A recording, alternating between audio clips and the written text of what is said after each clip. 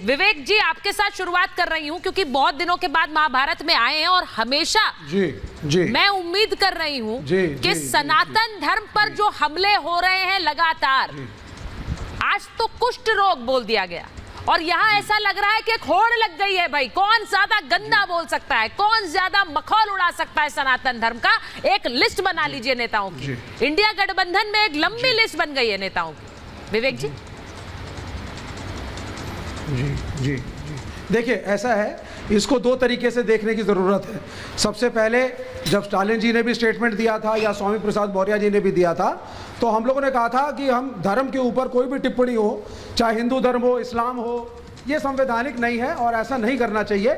लेकिन दूसरा इसको देखने का नज़रिया है कि एक दलित की नज़र से देखिए, जिसकी कम्युनिटी को, जिसके बाप दादा को, जिसके पूर्वजों को सदियों से प्रताड़ित किया गया हो, घर में पानी ना दिया गया हो पीने के लिए, इंटरकास्ट मैरिज तो आज भी दूर की बात है और मैट्रिमोनियल कॉलम्स कास्ट के हिसाब से होते हैं। विवेक जी आपकी बात से मुझे ऐसा लग रहा है क्या प्रताड़ना सिर्फ हिंदू धर्म के लोगों ने ही सही है? जी, आप ये कह रहे हैं कि ये प्रताड़ना किसी और धर्म के किसी व्यक्ति ने नहीं सही है, इसीलिए हिंदू धर्म को जितनी गाली देना है दे दीजिए। नहीं, सुने आपका, बिल्कुल नहीं, हम हिंदू धर्म को गाली नहीं दे रहे, हिंदू धर्म में रिफॉर्म्स की बात कर रहे हैं। सर ये गाली ही है। हिंदू धर्म में एक जमाने में सती प्रथा थी, मैं आपको बता दूं Vivek ji, this is abusing the religion. Sanatan Dharma को गाली ही है ये। आप हर बार कहेंगे कुष्ठ रोग है, आप कहेंगे HIV से भी बदतर है, आप कहेंगे कोरोना की तरह, मलेरिया, डेंगू, मच्छर की तरह इसे खत्म कर देना चाहिए। शब्द गलत है लेकिन भावना को भी समझिए। सर नहीं समझनी है ऐसी भावना, वो नहीं समझनी है ऐसी भावना सर। आप पढ़िए, रिफॉर्म की शुरुआत कभी भी गाली देकर नहीं होती है सर।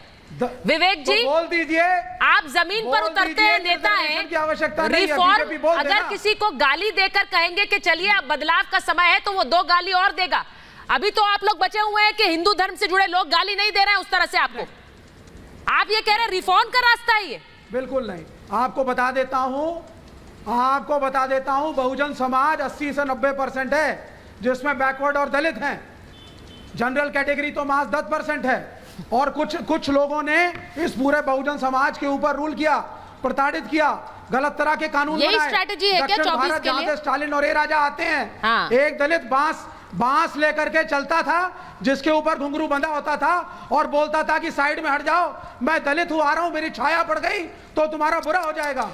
तो इस तरह का द्रविड़ अगर आज खड़ा होकर के एक आवाज उठा रहा है, राखी जी, शब्द गलत है। मैं एक चीज बोलना चाह रही हूँ, सुनिए मेरी बात, ठीक है विवेक जी सुनिए मेरी बात जी। रिफॉर्म की बात जब कही जाती है राखी जी, तो उस रिफॉर्म के पथ पर मुझे लगता है कोई भी चलने से मना नहीं कर रहा है, लेकिन सारी बीमारियां हिंदू धर्म में है, खत्म भी हिंदू धर्म को करना है, हिंदू धर्म से ही, क्योंकि लग रहा है ऐसा कि 24 की जो दरवाजा है वो इन्हें खुलता हुआ दिख रहा है कि यहां पर गाली दो तो 24 का दरवाजा हमारे लिए खुल जाएगा।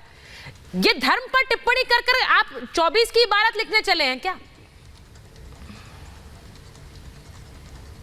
बिल्कुल आप सही कह रहे हैं। और धर्म पर जिस तरह की टिप्पणी की जाती है और जो लोग सनातन धर्म पे टिप्पणी लगातार कर रहे हैं, मुझे लगता है कि उन्होंने कभी सनातन धर्म को समझा ही नहीं।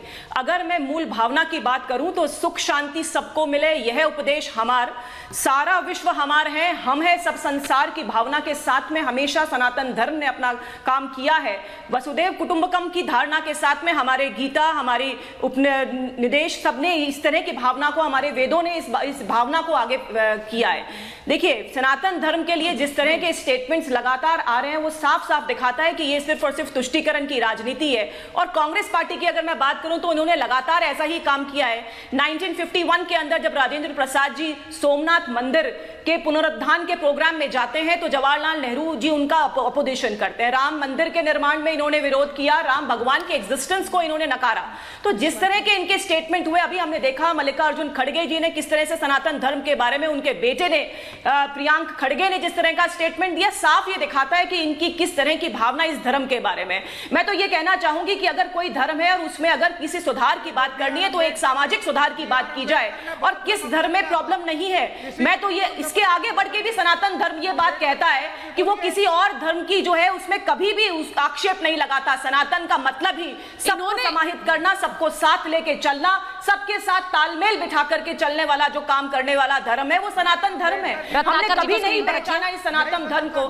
और आप मुझे ये बताइए, आज तो कृष्ण जन्माष्टमी है सुचरिता, आप देखेंगे कि मथुरा के अंदर, वृंदावन के अंदर हम देखेंगे बहुत सारे ऐसे लोग हैं जो कि वहां पर आए हुए हैं, विदेशी लोग आए हुए हैं। मैं पूछना चाहती हूं कि कौन सी ऐसी तलवार की नोक थी, कौन सा ऐसा प्रलोभन था कि वो आज अपना घर बार छोड़ करके आज कृष्ण जो जन्मोत्सव है उसमें लीन है।